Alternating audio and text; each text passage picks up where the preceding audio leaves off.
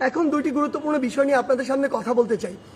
একটি বিষয় হচ্ছে যে আমরা দেখছি গতকালকে থেকে বাংলাদেশের বিভিন্ন জায়গায় ঢাকা শহর থেকে শুরু করে বিভিন্ন অপ্রত্যাশিত ঘটনা ঘটছে, সহিংসতার ঘটনা আমরা শুনতে পাচ্ছি।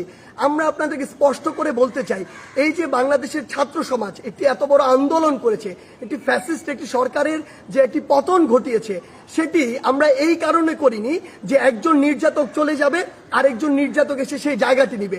এটি আমরা আমাদের জায়গা থেকে কোনোদিনও মানব না।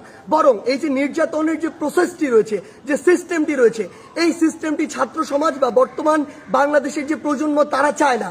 সেই নির্যাতনের সিস্টেমটি চেঞ্জ করার জন্য আমরা আমাদের এই আন্দোলনটি করেছি, এই অভ্যুত্থানটি ঘটিয়েছি পুরো বাংলাদেশের মানুষকে নিয়ে।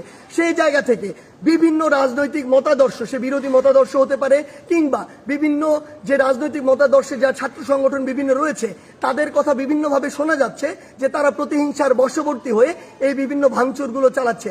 আমরা স্পষ্ট করে বলে দিতে চাই, এই বাংলাদেশে এরকম যদি অন্যায় বা অপরাধ যেগুলো হচ্ছে, এগুলোর অবশ্যই প্রত্যেকটির বিচার হবে। সেই জায়গা থেকে আমরা স্পষ্ট করি, আমরা কখনো আমাদের জায়গা থেকে এমন সহিংসতাগুলো সমর্থন করি না।